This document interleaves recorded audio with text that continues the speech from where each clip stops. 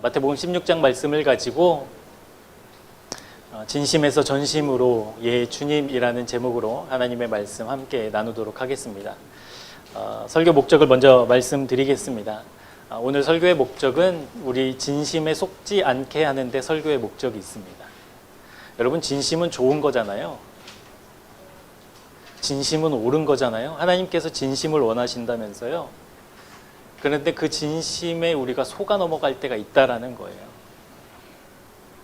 그러니까 진심이면 되겠지라고 하는 것이 우리 신앙생활에 얼마나 큰 장애물인가, 그것을 깨닫고 나의 진심에 속지 않게 하는데 오늘 설교의 목적이 있습니다.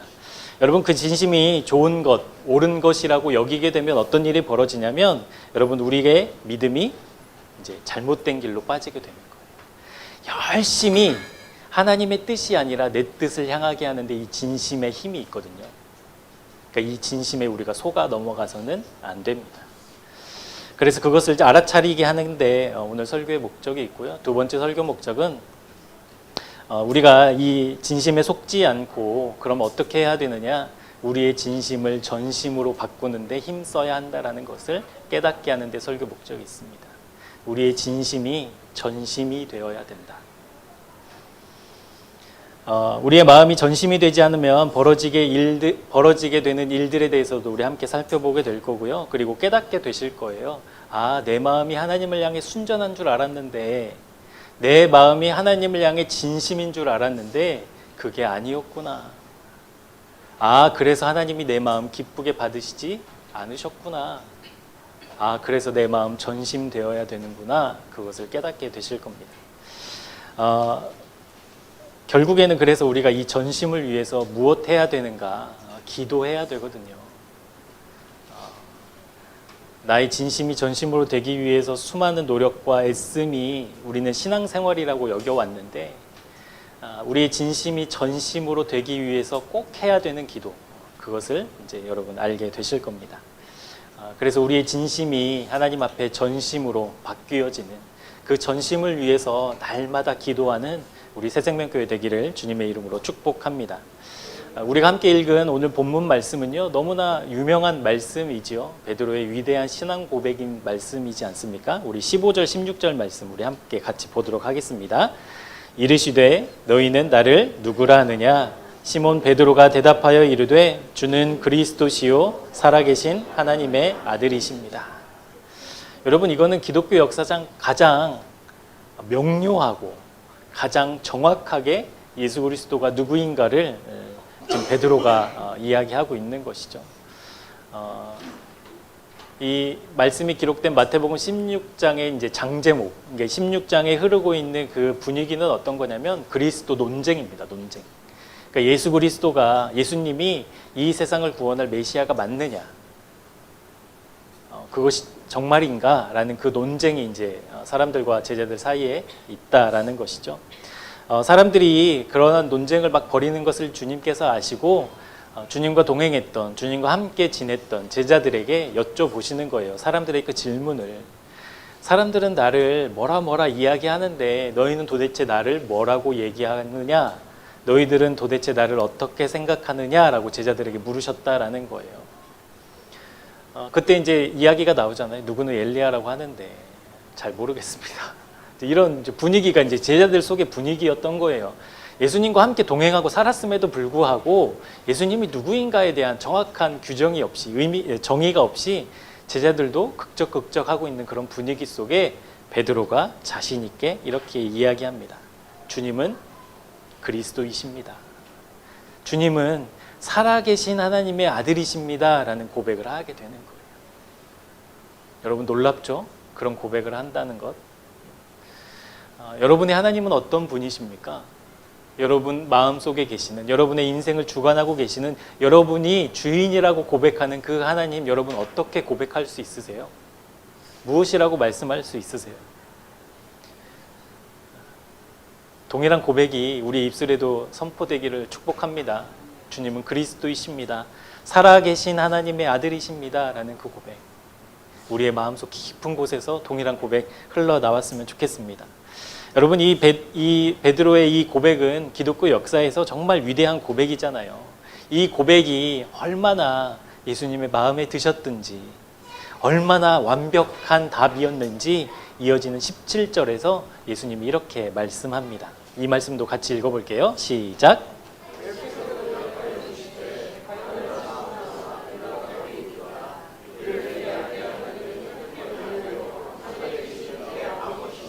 아멘. 여러분, 베드로의 이 고백은 감히 베드로의 입에서 나올 수 있는 고백이 아니었어요. 여러분, 베드로가 이렇게 고백할 수 있는 수준의 사람이 아니었어요. 베드로의 직업이 뭐였죠? 어부였잖아요. 어부. 그 당시 어부는 여러분 그냥 태어나면 어부가 되는 거예요. 갈릴리 바다 근처에서 태어나면 어렸을 때 이제 어른들이 고기잡이 하러 가면 똘레똘레 따라 나서서 일손을 돕다가 이제 장성하면, 자라나면 자연스럽게 아버지의 직업을 이제 물려받는 거예요. 그러니 무슨 정규 교육이 있었겠습니까? 그 당시에. 그리고 뭐 자기의 마음을, 자기의 감정을 다스리는 그런 법을 어떻게 배웠겠어요? 그냥 치열한 그 물고기 잡이 상황 속에 어려서부터 자라나고 그렇게 이제 어른이 되는 것이죠. 그래서 물고기 잡는 것 외에는 다른 것에는 관심도 별로 없고 그저 내가 오늘 물고기 많이 잡고 그 잡은 물고기 값 잘 치르면 되는 그러한 하루하루의 삶을 살아내는 삶이 바로 베드로의 삶이었다고요. 그런데 그 베드로가 하나님이신 예수님이, 하나님과 본체이신 그 예수님이 하늘의 보좌를 버리시고 이 땅 가운데 오셔서 죄악 가운데 머물고 있는, 죄악 가운데 죽어갈 수밖에 없는 사람들을 살리기 위해, 그 구원의 역사를 이루시기 위해 이 땅 가운데 오신 주님을 향해 주님은 그리스도이십니다, 살아계신 하나님의 아들입니다 라는 믿음의 고백을 어떻게 할 수 있었겠느냐는 거예요. 그러니까 예수님의 그 답이 그것이잖아요.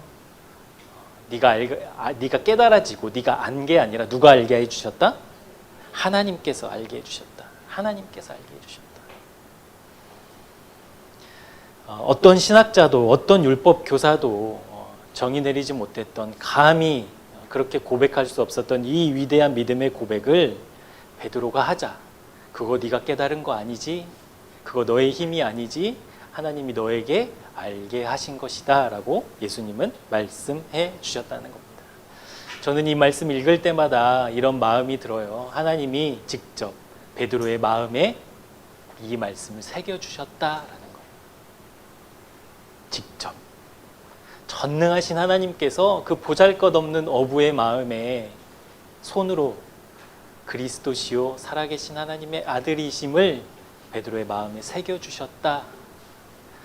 사랑하는 여러분, 우리가 말씀을 그렇게 받기 원합니다.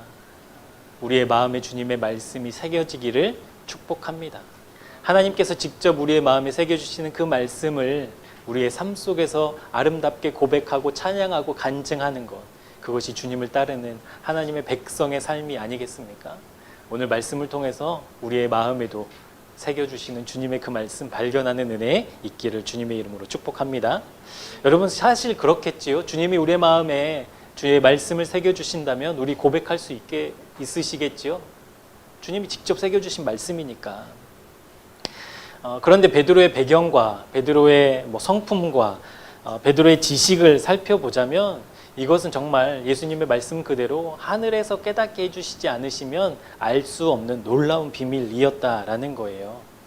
여러분, 자기의 마음에 하나님이 새겨주신 그 말씀이 있는 사람이 여러분 어떻게 신앙생활할지 짐작은 되시죠?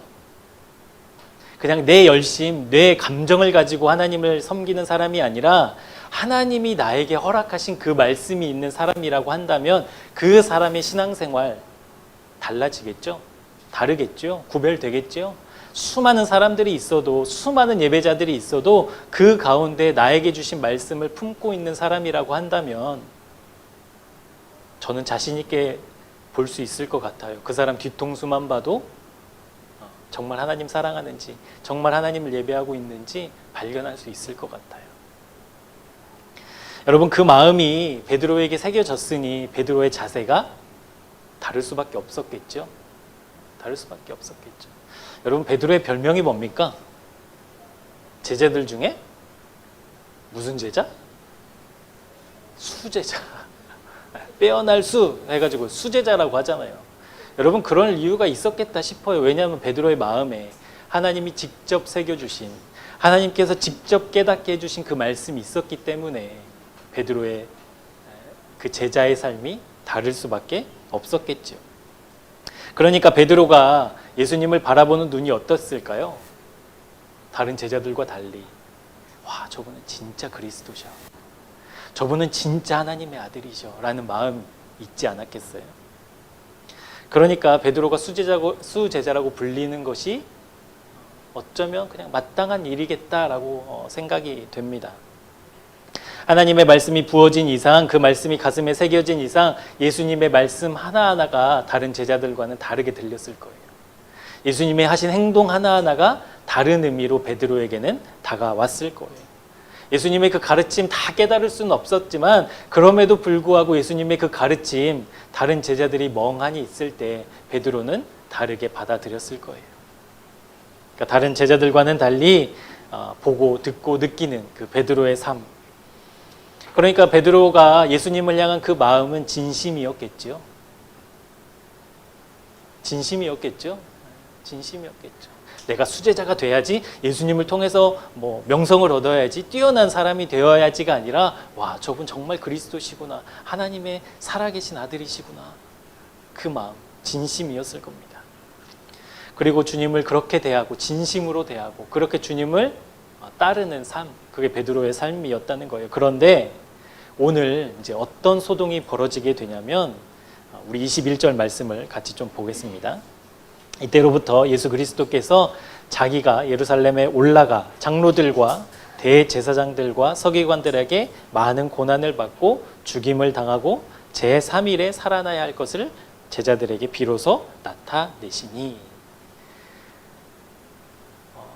사람들이 나를 향해 무엇이라고 얘기하는데 너희들은 나를 도대체 뭐라고 생각하느냐라는 그 질문에 베드로가 주님은 그리스도이십니다, 살아계신 하나님의 아들이십니다라는 멋진 고백으로 모든 제자들의 그 민망함을 이제 뛰어넘게 된 것이죠. 그러면 그것을 기뻐하고 그것을 알게 하신 하나님 찬양해, 기뻐해, 즐거워해 하면서 그냥 끝났어도 될 일인데 이제 그 고백 뒤에 예수님이 뭐 하셨다는 거예요? 비로소, 그 고백 뒤에 비로소 자기의 고난과 순환 그리고 십자가의 죽음을 이제 말씀하셨다라는 거예요. 여러분, 예수님께서 무슨 죄가 있었다면, 예수님께서 어떤 범법 행위를 하셨다면, 예수님께서 죽으실 만한 일을 하셨다면 예수님의 이 고백이 마땅하겠죠. 그렇지만 예수님은 그러신 분이 아니시잖아요. 그러니까 제자들이 예수님의 고난과 순환 십자가의 죽음을 이야기하셨을 때 제자들의 마음이 어떻겠어요? 방금 전까지만 해도 야, 하나님이 살아계신 하나님이 너의 마음 가운데 그것을 깨닫게 해주셨구나, 하나님은 말씀하시는 하나님이시구나, 하나님은 깨닫게 하시는 하나님이시구나, 와, 그 하나님 참 놀랍다라는 그 환희 옆에 바로 이어 주님의 죽으심에 당황하게 되지 않았겠습니까? 당황스럽지 않았겠어요? 갑자기 죽는다는 말씀을 하시니까 야, 이제 이 하나님과 함께 우리 멋진 일을 해보자, 이 하나님과 함께 우리 하나님의 역사를 써보자 라는 그 감격과 감동이 있으면 참 좋았을 텐데 예수님이 죽으시겠다는 거예요. 비로소 죽으시겠다는 거예요. 여러분, 이 이어지는 22절 말씀도 우리 함께 같이 읽어보도록 하겠습니다. 베드로가 예수를 붙들고 항변하여 이르되 주여 그리 마옵소서, 이 일이 결코 주께 미치지 아니하리이다. 베드로의 그 다급함이 여러분 느껴지시나요? 베드로의 행동이 나오죠. 두 가지 행동. 하나는 예수님을 붙잡았다. 그리고 예수님께 항변했다. 여기에서 붙잡았다라는 그 원어의 배경은요, 마치 어떠한 일이 일어나려고 하는데 그 일을 기필코 막아내려고 하는 그 행위, 이게 붙잡는다라는 말씀의 단어의 원어적 배경이에요. 예를 들면 이런 거예요. 우리 다니엘 어린이부 아이들이 이제 오늘 잠깐 밖에 나갈 텐데 너무 신나서 막 뛰어놀다가 횡단보도에 툭 누가 튀어나가요. 그러면 제가 어떻게 할까요? 그냥 붙잡는다라는 그런 개념은 조금 약하죠, 그렇죠? 어떻게 붙잡아요? 낚아 채는 거죠. 옷을 못 잡으면 머리끄댕이라도 잡아서 못 넘어가게 하는 거죠. 여러분, 그 급박함이 이 붙잡다라는 단어의 배경이에요. 우리 아이들이 안전하게 가야 되는데 갑자기 돌발 상황이 일어났을 때 사고를 막기 위해서 부모나 주변 어른들이 행하는 그 붙잡음. 이 아이가 뭐 멍들까 봐 여러분 미안해. 내가 좀 세게 잡을게. 이런 상황이 아니잖아요. 정말 머리끄댕이라도 붙잡고. 베드로의 심정이었다니까요, 여러분. 예수님의 머리끄댕이라도 붙잡고 예수님 무슨 말씀하시는 거예요, 지금? 안 돼요 라고 하는 그 급박한 상황, 그게 붙잡다라는 거예요. 그리고 베드로가 두 번째로 했던 행동이 뭐였죠? 항변했다. 예수님, 절대 그러시면 안 됩니다. 어떤 그렇게 끔찍한 말씀을 하십니까? 주님은 그리스도신데, 하나님의 아들이신데, 그렇다면 제가 그 주님의 놀라우신 그 지위를 제가 보존하겠습니다. 보호할 테니까 아유, 그런 말씀 농담으로도 하지 마세요 라는 것이 항변이에요. 항변의 원어적 뜻은 이래요. 꾸짖다, 책망하다. 그러니까 예수님과 베드로 사이에 지금 어떤 분위기인지 여러분 짐작되시죠? 예수님이 십자가 지시려고 나가실 때 베드로가 어떻게 할 상황이에요 지금? 머리끄댕이라도 붙잡고. 예수님이 그렇게 하려는 거 꾸짖고 책망하면서 어떻게 그리스도가 그럴 수 있느냐고 말할 수 있는 상황. 그 상황이 이제 벌어지게 되었다라는 거예요. 그런데 여러분, 베드로는 왜 예수님의 이 고난과 순환을 인정하지 않고 예수님이 당하실 그 십자가 짊어지지 않도록 하겠다라고 왜 얘기했던 것일까요? 왜 그랬을까요? 네? 전심이 있어서. 베드로의 진심이었어요, 여러분. 예수님이 십자가를 지지 말아야 되는 거, 그것을 내가 정말 내 온몸을 바쳐서라도 막으려고 하는 거, 베드로의 진심이었다고요. 왜 그래요? 예수님이 그리스도이신지 하나님의 아들이신지 베드로 알았어요, 몰랐어요? 알았어요. 하나님 깨닫게 해주셨잖아요. 말씀 새겨주셨잖아요. 그러니까 그리스도에게 그런 일이 벌어지면 안 된다는 거 우리 자연스럽게 생각할 수 있잖아요. 우리나라의 대통령이 다 멋지게 뽑혔어요. 많은 국민들의 지지를 받고. 그런데 갑자기 대통령이 제가 해보니 나라를 위해서 그만두는 것이 맞겠습니다 하고 그만둔다면 옆에 참모들이 왜 그렇게 하시죠?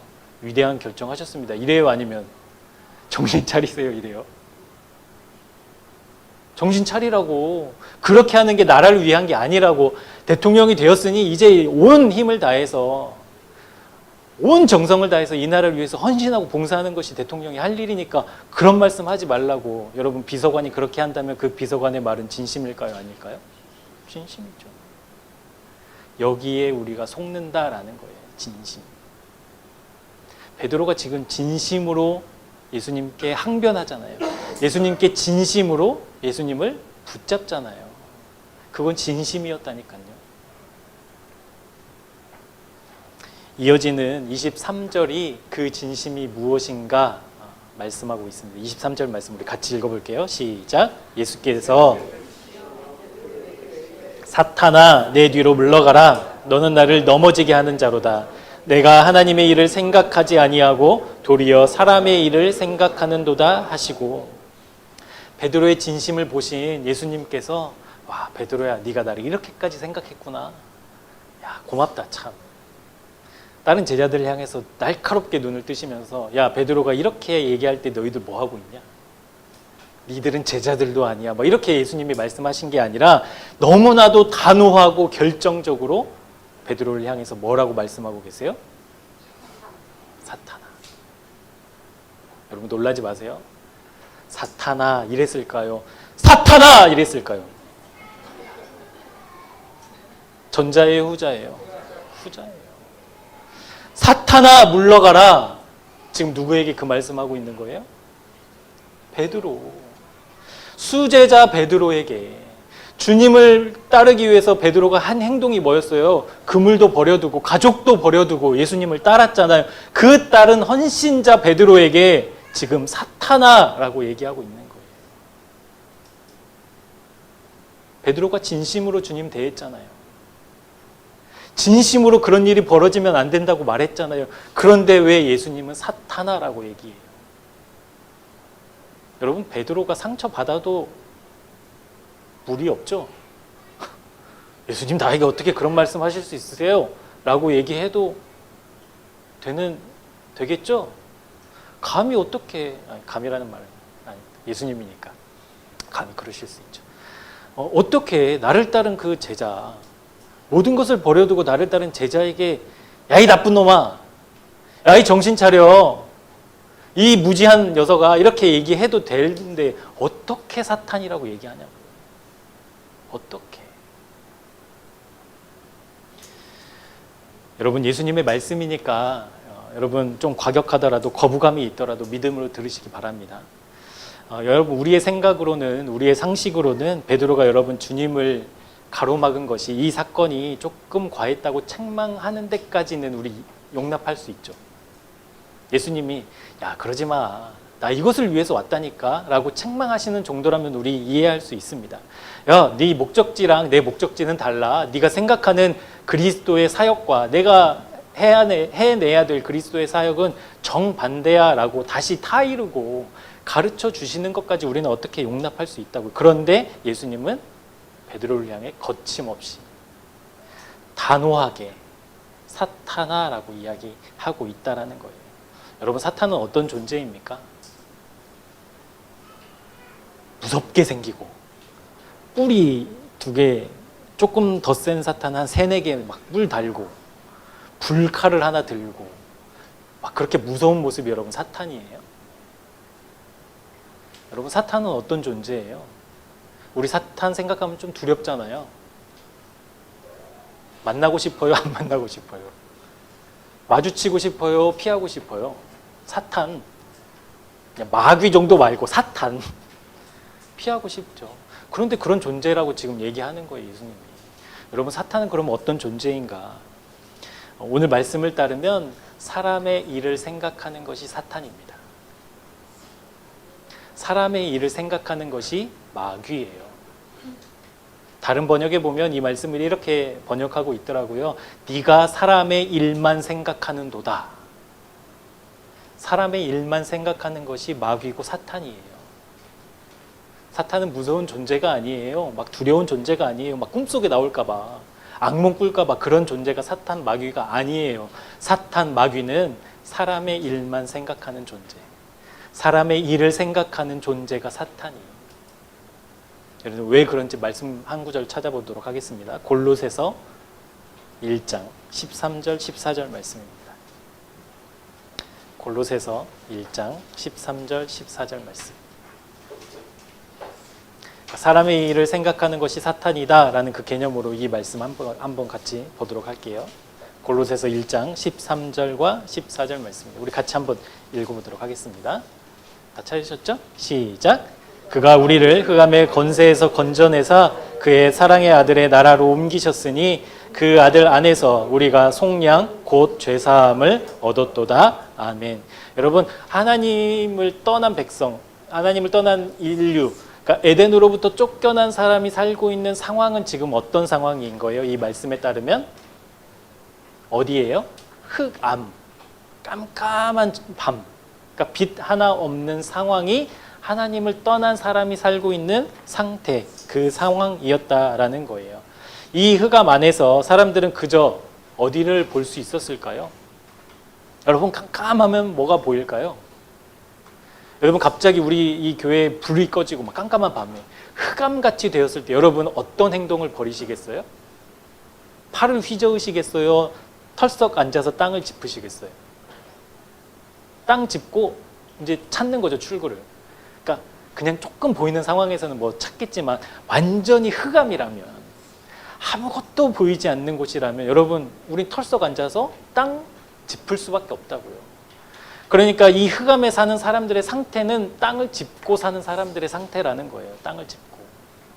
여러분, 땅을 짚으면 마음도 어디로 갈까요? 땅을 짚으면. 여러분, 사탄이 에덴 동산에서 아담과 하와를 유혹하잖아요. 그래서 저주를 받잖아요. 어떤 저주를 받아요? 땅을 뭐로 기어요? 배로 기어요. 여러분, 배는 어떤 의미예요? 우리의 의지에 대한 의미예요. 그러니까 내 의지가 어디에 있어요, 이제? 땅에 있다고요. 그게 사탄이라고요. 그러니까 이 흑암 가운데 머무는 사람들의 상태는 내가 의도하지 않아도, 내가 원하지 않아도 아무것도 보이지 않기 때문에 고작 땅 디디며 내 앞에 안전할까? 내가 여기로 가면 맞을까? 땅 짚으며 사는 인생이 바로 하나님을 떠난 흑암 가운데 머무는 사람들의 상태였다라는 거예요. 그러니까 아무리 내가 하나님을 보려고 해도 흑암이니까 안 보이잖아요. 아무리 눈을 들어도 보이는 것은 깜깜한 하늘밖에 없다라는 거예요. 그러니 자연스럽게 우리의 마음이 땅으로 향하는 것. 이해되시죠? 여러분, 그토록 우리가 애쓰고, 그토록 우리가 힘쓰고, 그토록 우리가 집중하는 그 일들이 하늘을 위한 거예요, 땅을 위한 거예요? 여러분, 생각해 보시자고요. 우리 구원 받았다면서요? 내가 죽으면 천국 갈 수 있으시다면서요? 그거 확신하신다면서요? 그러면 내가 행하는 그 모든 일들이 지금 땅을 향하고 있는가, 하늘을 향하고 있는가 점검해 봐야 돼요. 점검. 여러분, 그렇다면 땅의 일은 도대체 무엇이고 하늘은 도대체 무엇인가? 여러분, 구별하고 싶으시잖아요. 명확하게 구별하고 싶으시죠. 아, 지금 내가 이렇게 하는 것이, 아, 이거는 사람의 일이구나. 아유, 그럼 사탄이지 내가. 그러면 안 되지. 얼른 돌이키고 기도하는 거. 여러분, 그런 명확한 기준점이 있으면 가능하겠잖아요. 그러니까 땅의 일, 사람의 일과 하나님의 일, 하늘의 일을 어떻게 구분 지을 수 있냐고요. 명확한 기준이 있냐고요. 기준이 있을까요, 없을까요? 있을까요, 없을까요? 있다. 없다. 뭐 이렇게 중립을 지키세요. 명확하게 구별할 수 있어요. 땅의 일, 사람의 일과 하나님의 일을 명확하게, 정확하게 구별 지을 수 있어요. 그 기준을 알려드릴게요. 여러분, 우리의 코끝에 지금 호흡이 있잖아요. 지금도 숨 쉬고 계시잖아요. 이 숨이 딱 멎는 순간에 의미가 없어지는 것은 다 땅의 일, 사람의 일입니다.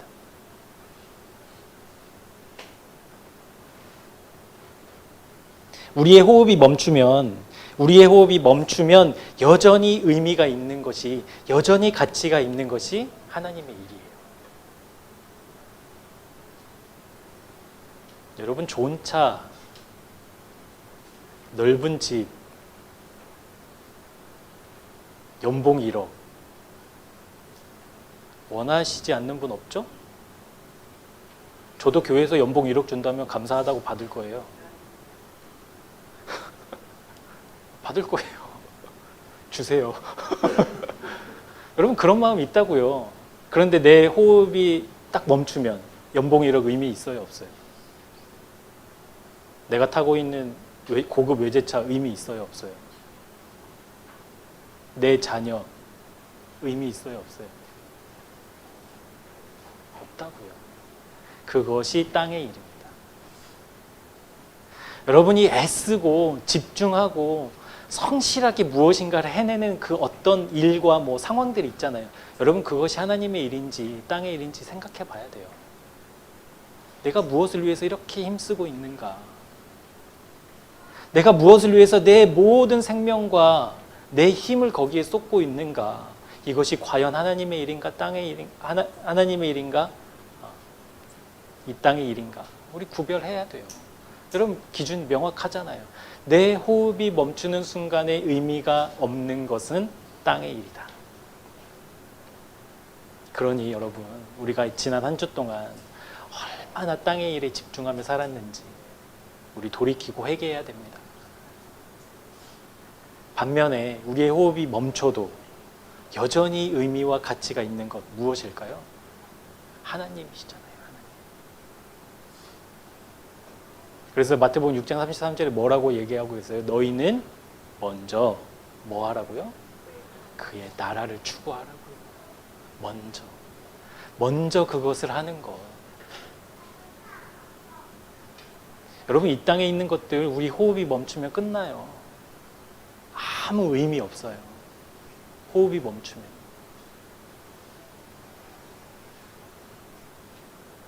우리 예를 들어서 죄송하지만 우리 한나자매랑 명환영제 이제 제가 금요일마다 만나요. 만나서 이런저런 얘기하고 삶을 나누고 또 권면할 거 있으면 권면하고 이제 그런 시간을 보내는데, 이제 비슷한 이야기를 하다가 이제 한나자매가 최근에 이제 이 미용실 이전했잖아요. 만약에 하나님이 이거 아니다라고 해가지고 망하게 하시면 어떻게 할 거냐고 했더니 명환영제가 자기가 어떻게든 막아보겠다고 이제 막 이런 이야기를 했었어요. 근데 여러분, 그게 솔직히 우리의 마음이잖아요. 힘들게 이렇게 무엇인가를 일어났는데 이것이 망하게 되면 망하지 않게 해야 되잖아요. 그래서 이제 제가 이제 그런 권면을 했거든요. 하나님이 모든 것의 주인이시라고 우리가 고백한다면 하나님이 뜻이 이게 아니라라고 했을 때 우리가 기꺼이 그것을 내어드릴 수 있는 믿음 있어야 되잖아요. 이게 뭐 한나자매 명환영제 문제 아니에요. 우리 모두의 문제예요. 내 자녀가 덜컥 어떻게 된다. 우리의 먼저 드는 생각이 안 되는데요. 여러분, 솔직히 그러시잖아요. 하나님 도대체 무슨 생각이세요? 그렇게 기도 안 하세요? 그러니까 우리의 마음이 그렇다고요. 근데 그 마음이 진심이라고, 진심. 진실로 그렇게 이루어지면 안 돼요 라고 얘기하는 거예요. 여러분, 우리가 하나님을 향해 이 땅에 우리의 코끝에서 호흡이 멈추면 아무 의미 없는 것에 우리 그것을 먼저 추구하는 것이 아니라, 우리의 호흡이 멈춰도 우리의 생명이 끊어져도 여전히 하나님의 남아있는 여전히 그 가치와 의미가 남아있는 하나님의 것을 먼저 추구했으면 좋겠습니다. 그것을 먼저 추구하는 것이 진짜 믿음이잖아요. 그래서 제가 명환영제에게 이런 얘기 했어요. 저는 계산이 끝났다. 제가 이래봬도 딸이 셋이잖아요. 딸을 셋을 하나님이 다 데려가신다고 해도 감사하겠다. 그 계산을 끝내는 저와 여러분 되었으면 좋겠습니다. 하나님의 것이 먼저라는 것. 그 믿음까지 우리 다 자라났으면 좋겠어요. 정말 그랬으면 좋겠어요, 여러분. 정말. 그러니까 지금 베드로가 예수님을 향해 그럴 수 없습니다. 그러시면 안 됩니다. 제가 어떻게든 그거 막을 겁니다. 하나님, 예수님 꿈에도 그런 생각하지 마세요라는 그 진심으로 예수님을 대했을 때 여러분, 그 일이 이 땅의 일이었다고요. 그럼 베드로의 마음에는 어떤 마음이 있었든지 예수님이 간파하셨던 거겠죠. 예수님을 통해서 한몫 잡아야지. 예수님이 이렇게 돌아가시면 나 다 버리고 왔는데 어떻게 허무해서 뭔가 결과를 주고 가시든가, 이 마음이 있었다라는 것을 예수님이 알고 계신다는 거예요. 그러니까 예수님이 죽으신다고 고난을 받으셔야 한다고 말씀하시니까 그렇게 반응할 수밖에 없었던 베드로의 진심. 어떻게든 예수님 살아남으셔서 이 이스라엘을 독립시켜야 되지 않겠습니까? 예수님 어떻게든 살아남으셔서 수단과 방법을 가리지 않고 어떻게 해서든지 내가 주님 그 일을 이루시도록 보호하고 내 목숨까지도 바치겠습니다 라는 그 진심, 그것을 보시고 예수님은 사탄아라고 얘기해요. 그거 사람의 일이야. 그거 호흡이 멈추면 아무 의미 없는 일이야 라고 말씀하고 계신다라는 거예요. 그러니까 여러분, 믿음은요, 진심으로는 안 돼요. 진심으로는 안 돼요. 여러분, 우리는 진심이 옳은 거라고 여기잖아요. 진심이면 된다고 생각하잖아요. 우리가 진심으로 하나님 대할 때 하나님 기뻐하실 거라고 우리 여기잖아요. 그런데 우리의 진심은 어때요? 이미 오염되어 있어요. 우리의 진심은요, 이미 고장나 있어요. 우리의 진짜 마음은요, 이미 타락해 있어요. 근데 그 진심으로 주님을 노래하고 주님을 따르겠습니다라고 하는 것이 그 말에 예수님이 속지 않으세요. 속지 않으세요. 그러니까 내 신심을 다해 주님을 부르는 것이 아니라 오늘 설교의 제목처럼 그 진심이 온전한 마음, 전심으로 바뀌어져야 한다라는 거예요. 우리의 진심이 고장났음을 여러분 들켜야 됩니다라는 것이 지난주 설교 말씀의 주제였잖아요. 그것을 여러분 들켜야 돼요. 내 마음이, 내 진심이 오염되어 있구나. 고장난 것이구나. 타락한 것이구나. 그것을 하나님 앞에서 우리 들키기를 주님의 이름으로 축복합니다. 여러분, 우리의 마음은 이미 어디 아래에 있는 거예요?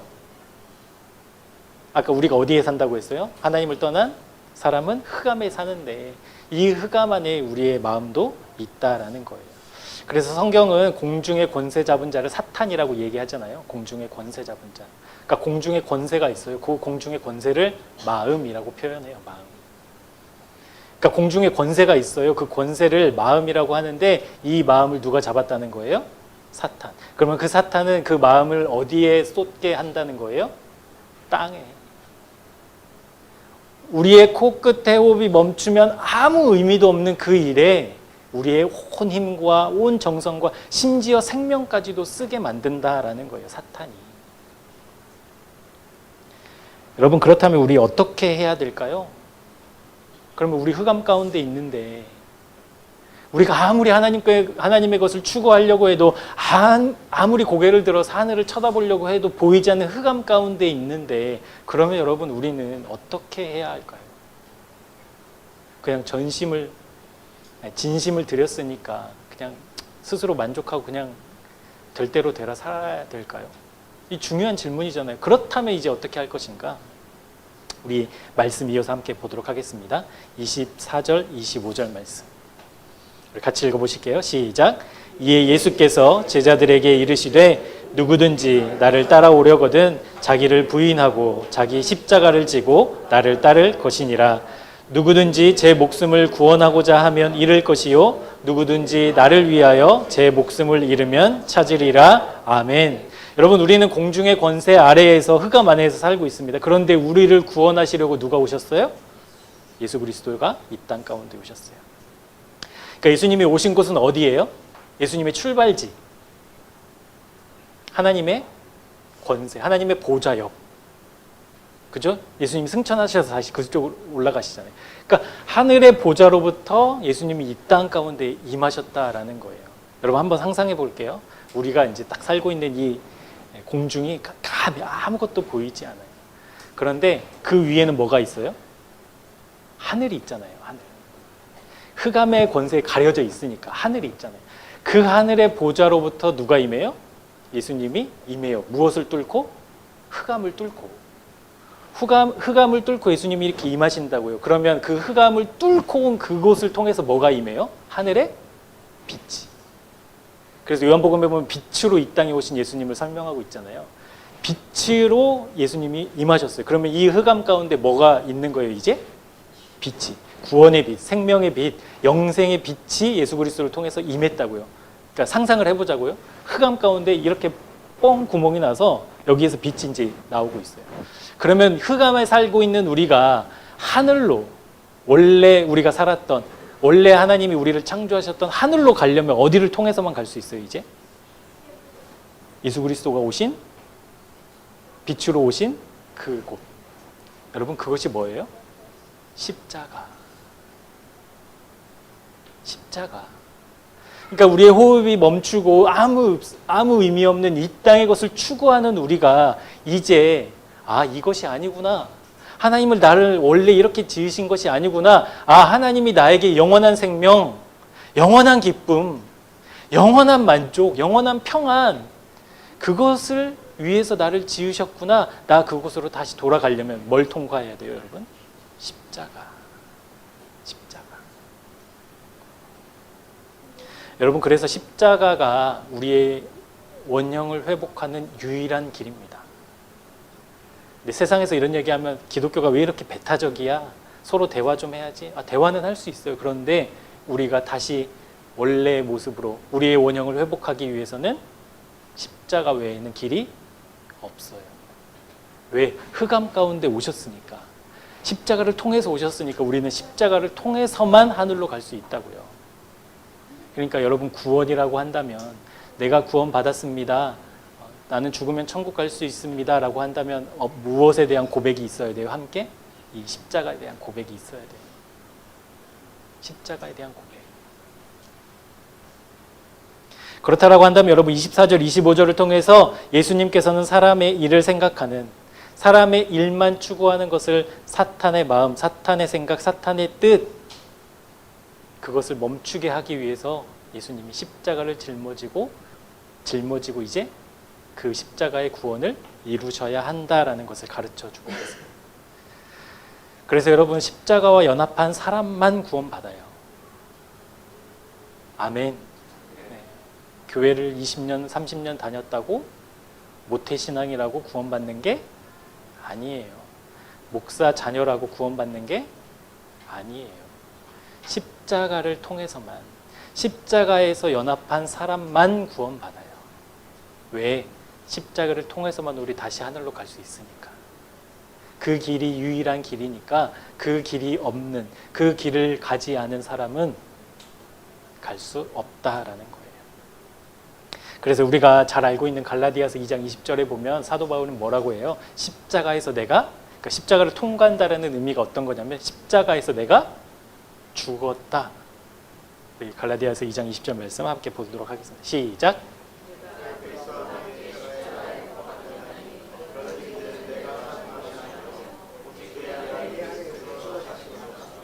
이제 내가 육체 가운데 하나님의 아들을 믿는 믿음 안에서 사는 것이라. 우리가 십자가를 통해서만 하늘로 갈 수 있는데 십자가를 통해서 가는 길이 무엇인가? 내가 십자가에서 주님과 연합하여 죽는 것. 죽는 것. 여러분 아까 우리의 진심은 오염됐다고 말씀드렸잖아요. 우리의 진심은 타락했다고 말씀드렸잖아요. 우리의 진심은 내가 아무리 고귀하다고 고결하다고 이야기해도 그 진심은 하나님 앞에 죄 덩어리잖아요. 그러면 여러분 그 마음이 하늘로 올라갈 수 있는 하늘의 존재가 되기 위해서는 그 마음 죽지 않으면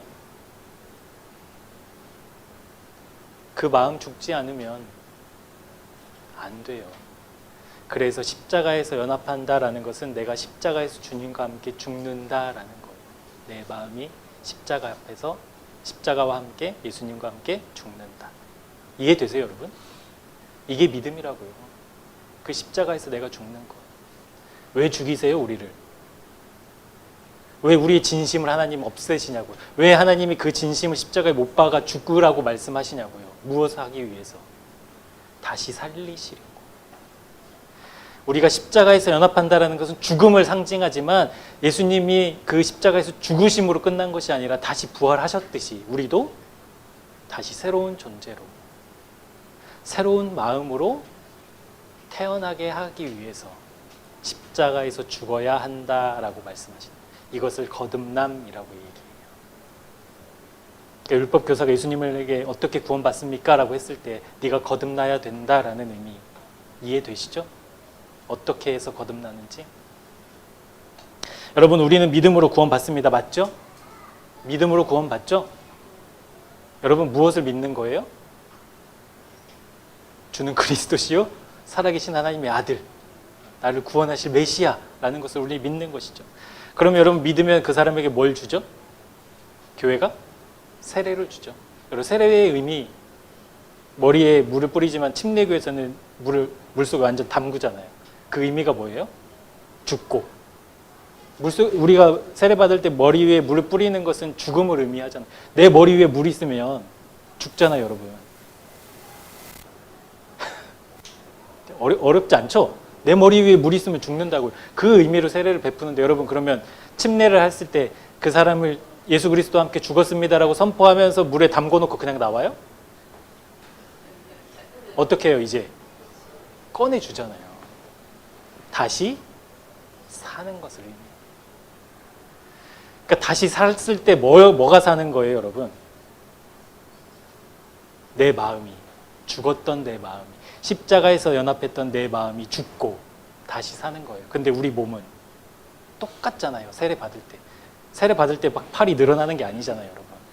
우리의 몸은 그대로 있다고요. 우리의 마음이 거듭나는 것. 우리의 마음이 거듭난 사람만이 구원받았다라고 얘기할 수 있다는 거예요. 그러니까 우리가 거듭났는지 점검해 보셔야 되겠죠. 내가 교회 몇 년 다녔어? 우리 그런 거 자랑하지 않는 교회 됐으면 좋겠습니다. 내가 헌금을 얼마 했어? 내가 이 교회를 세우는데 얼마큼 노력했어? 이것으로 목소리 커지는 교회 되지 않았으면 좋겠어요. 내가 거듭났는가? 주님과 연합해서 그 십자가에서 죽고 주님이 새롭게 창조하신 그 마음 가지고 주님 섬기고 있는가? 그것을 날마다 점검하는 교회.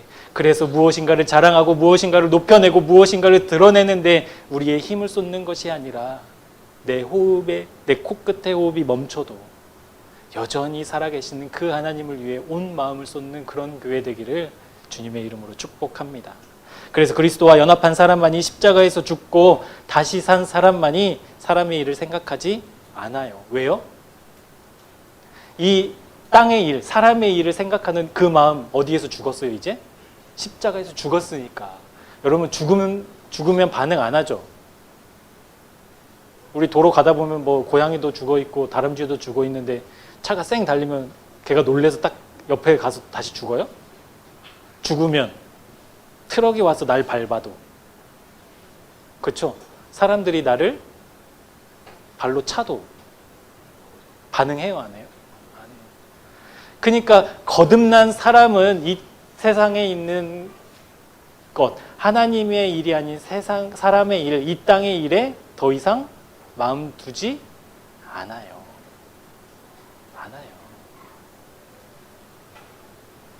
그 말씀이 잠언 3장 13절에서 15절까지 나옵니다. 우리 이 말씀도 같이 한번 읽어볼게요. 시작. 지혜를 얻는 자와 명철을 얻은 자는 복이 있나니 이는 지혜를 얻는 것이 은을 얻는 것보다 낫고 이 이익이 정금보다 나음이니라. 지혜는 진주보다 귀하니 내가 사모하는 모든 것으로도 이에 비교할 수 없도다. 아멘. 여러분, 이 믿음의 눈 우리에게도 열리길 축복합니다. 여러분, 은 좋잖아요. 귀한 거잖아요. 정금. 여러분, 정금 싫어하는 분 계세요? 정금. 근데 그것보다 뭐가 더 중요하대요? 지혜는 뭐라고 했어요, 여러분? 지금 하나님의 말씀을 듣는 귀. 지금 하나님의 말씀을 듣는 자세. 이게 지혜인데, 그러면 하나님께 귀 기울이고 있는 것이, 여러분, 내가 은보다 정금보다 이것이 더 귀하대요. 여러분, 이것이 내 마음이, 이 땅을 향하고 있는 내 마음이 십자가에서 죽고 이제는 하나님의 일을 추구하는, 하나님의 일에 집중하는, 하나님의 일에 온 힘을 쏟는 믿음의 사람의 고백이어야 한다라는 거예요. 근데 우리의 진심은 뭐예요? 하나님도 중요하죠, 여러분? 하나님 안 중요해요? 하나님도 중요하죠? 돈은요? 돈도 중요해요, 안 중요해요? 성공은요? 말씀해보세요. 성공은 중요해요, 안 중요해요? 중요해요. 여러분, 이게 우리의 진심이라고요. 전심은 뭘 고백하는 거예요? 하나님, 지금 주님의 의견이 은보다 정금보다 더 중요합니다라고 고백하는 거예요. 우리의 마음이 이렇게 전심되어야 되는 줄 믿습니다. 그 마음을 하나님 기뻐하세요.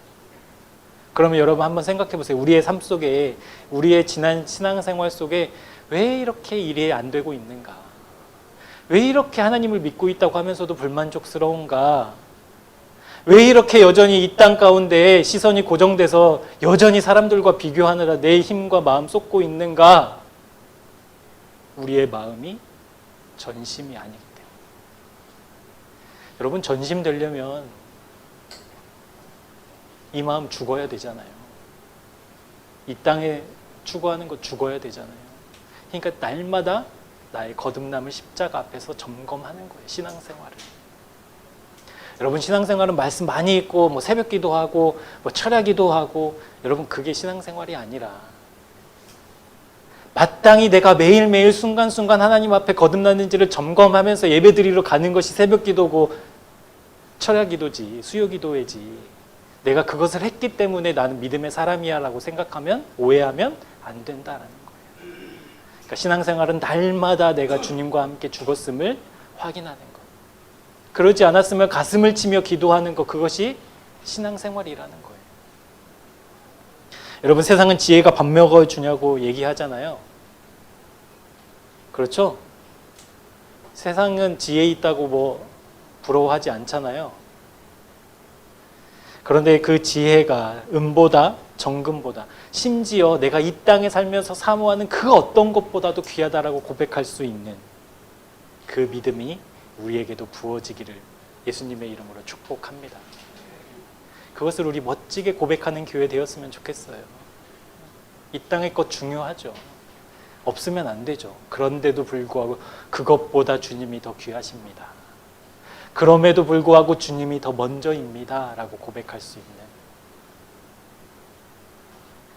더 이상 사람의 일에 매여 우리의 코끝에 호흡이 멈추면 아무 의미 없어지는 것들에 우리의 온 마음과 정성과 생명을 다하지 말고 주님의 말씀 그대로 너희는 먼저 그의 나라와 의를 구하라는 그 말씀 앞에 우리 순종하는 그 마음과 믿음이 여러분의 심령 가운데 가득 부어지는 은혜 있기를 축복합니다. 여러분, 그렇다면 이제 죄잖아요. 죄. 하나님을 떠난 것이 죄인데, 죄는 여러분 하마르티아 많이 들어보셨죠? 하마르티아 또는 파랍토마 이렇게 이야기를 해요. 원어적으로. 그러니까 헬라어로는 이제 하마르티아에서 관역을 벗어났다라고 얘기하고, 그 파랍토마 히브리어는 이제 본체에서 떨어져 나갔다라는 의미예요. 본체에서 떨어져 나갔다. 그러니까 죄는 여러분 있어야 될 자리에 있지 않은 것이 죄예요. 있지 않아야 될 자리에 있는 것, 그것이 죄라는 거예요. 여러분, 우리 죄 끊어내고 싶은 죄 있으시잖아요. 그러니까 내 마음이 지금 있어야 될 자리에 없는 것이 죄인데, 이 끊어내고 싶은 그 죄가 끊어져요? 안 끊어져요? 안 끊어져요. 우리의 마음이 죄 가운데 있기 때문에, 우리의 마음이 여전히 이 땅 가운데 있기 때문에 죄는 우리를 다스린다고요. 흑암의 권세 아래에서 우리는 다스림을 받는다고요. 근데 그 마음이 십자가에서 주님과 함께 죽으면, 십자가에서 주님과 함께 못 박히면, 십자가에서 주님과 함께 연합하면 죽고, 그 마음을 하나님 다시 거듭난 마음으로, 새 마음으로 만들어 주신다라는 거예요. 그러니까 여러분, 죄 끊으려고 노력하잖아요. 여러분, 회개기도 열심히 하시잖아요. 우리의 기도에 감히 말씀드리지만 절반 이상은 회개기도일걸요 아마. 그러니까 열심히 내 죄를 지우려고 하는 회개기도가 아니라, 하나님 지금 내 마음이 어디에 있습니까? 왜 도대체 이 죄가 여전히 나를 다스립니까? 내 마음이 어디에 있습니까? 이것을 점검해야 된다라는 겁니다. 그래서 그렇게 죄를 가득 안고 죄 가운데 머물며 살던 우리가 그 마음을 안고 십자가에 달려가 주님과 연합함으로 말미암아 그 마음이 죽고 거듭났을 때 그 죄가 끊어진다라는 거예요. 여러분, 끊을 수 없는 죄들, 습관들 다 있을 거예요 아마. 저도 있었고. 아무리 끊어내려고 해도 끊어지지 않아요. 조금 되는 듯 하다가도 다시 찾아와요.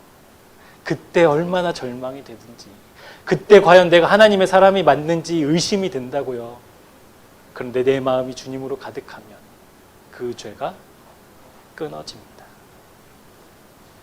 제가 감히 말씀드릴 수 있어요. 여러분의 삶을 뒤엉켜 올가매고 있는 그 죄, 나를 괴롭게 하는 그 죄에 주님으로 가득 채우면 끊어집니다. 그래서 여러분, 날마다 자기를 부인하고 자기 십자가를 지고 따르라고 하셨던 주님의 그 말씀 앞에 여러분, 우리가 전심으로 나아가기를 축복합니다. 그 마음이 전심되어야 합니다. 그래서 여러분, 우리가 매일 해야 될 믿음의 기도는 뭐냐면요, 하나님 오늘 하루도 하나님과 동행해 주세요. 하나님이 원하시는 대로 모든 일을 잘 되게 해주세요. 중요한 일이 있어요. 중요한 사람을 만나요. 하나님의 놀라우신 능력을 나타내 주셔서 이 일이 잘 되게 해주세요가 기도의 제목이 아니라,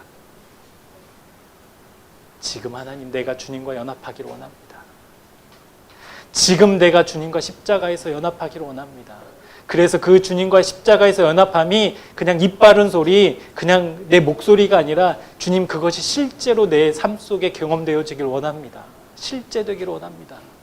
주님 그 은혜, 그 마음 나에게 부어주옵소서라고 매일 기도해야 합니다. 매 순간 기도해야 합니다.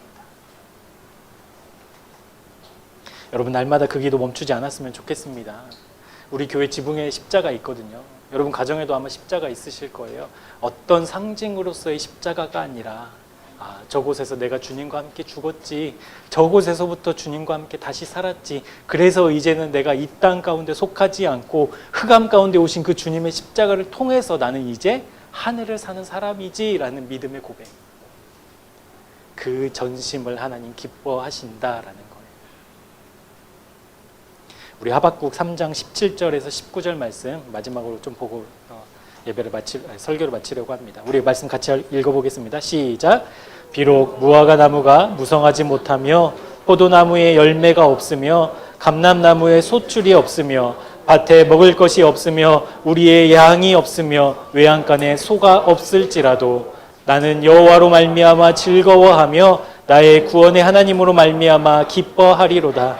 주 여호와는 나의 힘이시라. 나의 발을 사슴과 같게 하사 나를 나의 높은 곳으로 다니게 하시리로다. 아멘.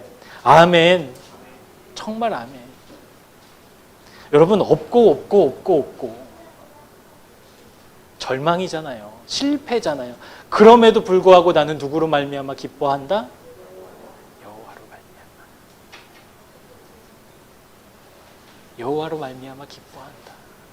기뻐하는 그 순간에도 지금 나에게는 소출이 없어요. 외양간에 소가 없어요. 아무것도 없어요. 가난해요. 사람들은 나를 실패했다고 손가락질해요. 그럼에도 불구하고 나와 함께 하시는 그 하나님으로 말미암아 기뻐한대요. 그러니 여러분, 믿음이 있다라고 하는 사람, 구원받았다라고 하는 사람 구별할 수 있을까요? 없을까요? 여러분, 직장에서 내가 그리스도인입니다라고 굳이 밝히지 않더라도 저 사람 믿음의 사람이야라고 사람들 말하게 될까요? 안 될까요? 믿음은 드러나게 돼 있어요. 믿음은 드러나게 돼 있어요. 여러분, 제가 어디 갈 때라도 이 십자가 목걸이 차고 다닌 지 이제 한 2달 정도 된 것 같아요. 얼마나 무겁던지 십자가가. 여러분, 만원 지하철은 괜찮아요. 막 밀접해 있으니까 잘 안 보여서.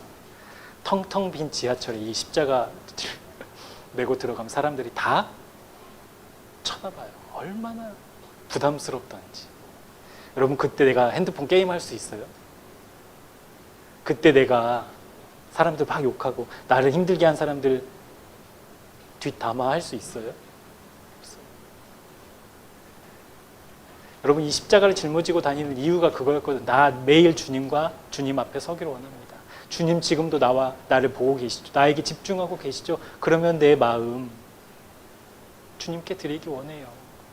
내가 더 이상 다른 곳에 마음 쓰지 않기 원해요. 그러려고 이 십자가 짊어지고 다니는 거거든요. 근데 우리는 고장났다 했잖아요. 우리의 몸은 여전히 살아있다 했잖아요. 마음은 거듭났어도. 그러니까 여러분, 이 십자가를 내려놓을 때 얼마나 가벼운지, 얼마나 개운한지, 그때 또 회개해요. 하나님, 여전히 살아있는 내 죄성, 여전히 살아있는 내 생각, 십자가에서 못 박기를 기도합니다. 그것이 현실되기를 기도합니다. 주님과 함께 다시 사는 놀라운 기쁨 허락해 주옵소서라고 기도하는, 여러분, 저도 그렇게 살면 여러분도 그렇게 사시길 축복합니다. 그래서 제가 이거 하다 보니까 삶이 경건해지는 거예요. 그래서 이걸 싹 나눠드릴까. 여러분, 마음에 십자가 품고 사시게요. 그 앞에서 우리 하나님 기뻐하시는 것에 집중하며 사시게요. 그렇게 하나님 우리를 기뻐하실 때 여러분, 놀라운 일, 성경에 다 기록되어져 있잖아요. 그 믿음의 주인공이 저와 여러분 되었으면 좋겠습니다. 여러분, 우리 마음 다른 곳에 가 있으면 안 됩니다. 하나님께도 진심이고 이 땅에도 진심이면 안 됩니다. 하나님 그것을 뭐라고 하죠? 하나님 그것을 음란이라고 표현하세요. 음란이라고 표현하세요.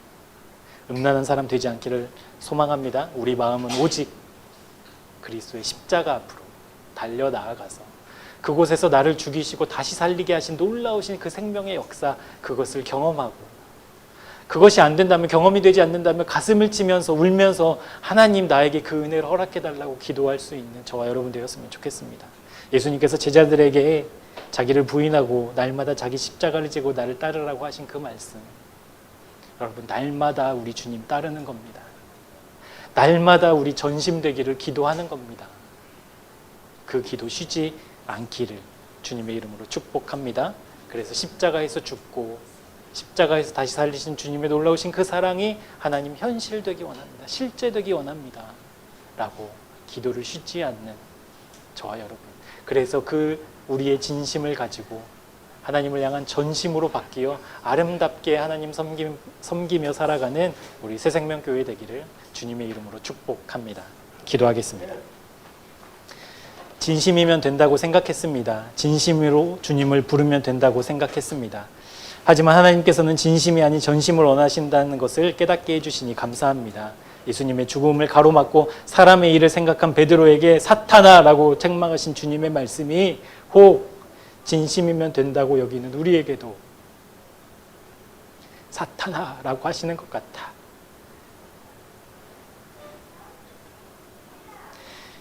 우리의 마음을 주님 앞에 점검하며 드리기를 원합니다.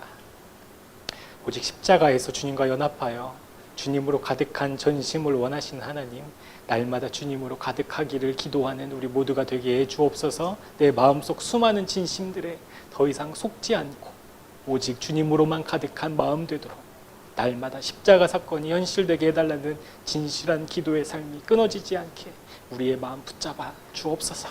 예수님의 이름으로 기도합니다. 아멘. 우리의 마음에 하나님을 향한 진심이 있습니다. 그와 동시에 세상을 향한, 이 땅을 향한 코끝에 호흡이 멈추면 의미와 가치가 사라지는 것들에 대한 진심도 있습니다. 이런 마음들이 뒤섞여 있어 적당히 하나님을 믿고 적당히 헌신하고 적당히 기도했던 우리의 무지와 교만을 회개합니다. 오늘 말씀을 통해 베드로 역시도 주님을 향한 진심으로 십자가 사역의 길을 가로막고 있었음을 보았습니다. 그리고 예수님은 그런 베드로를 향해 사탄아라고 책망하셨습니다. 그렇습니다. 사람의 일을 향한 진심이 우리 안에도 있다면 우리 역시 사탄입니다. 오직 주님만이 거하시고 주님만이 주인 되셔야 하는 우리의 마음이 전심이 되지 않아 생기는 일들입니다. 주님 앞에 우리의 마음을 점검하고 오직 주님으로 가득하지 않은 우리의 마음을 돌이킵니다. 십자가에서 주님과 함께 연합하여 죽은 우리의 마음을 다시 거듭나게 하실 주님의 은혜를 기대합니다. 날마다 십자가 사건이 현실되기를 기도하는 우리 모두가 되게 하여 주옵소서. 우리의 마음이 있어야 할 곳 오직 십자가임을 깨닫는 은혜 허락하여 주시고 세상을 향한 우리의 마음을 돌이켜 주께로 향하도록 우리의 마음 인도해 주옵소서. 감사와 기쁨으로 주께 구별된 예물을 드립니다. 이 예물을 통해 이루실 하나님의 일들을 기대합니다.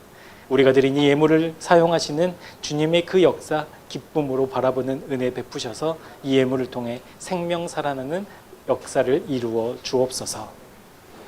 우리를 구원하시려 십자가에 오르신 예수 그리스도의 은혜와 죽음에서 그 아들을 살리심 같이 십자가에서 연합한 우리를 다시 살리시는 하나님 아버지의 사랑하심과 지금도 우리의 마음속 깊은 곳에 우리의 마음이 어디에 있어야 하는지를 느끼고 깨닫게 하시는 성령님의 역사가 진심에서 전심으로 우리 마음을 드리기 원하는 주님의 사람들 위해 지금부터 영원토록 함께 하옵시기를 간절히 축원하옵나이다.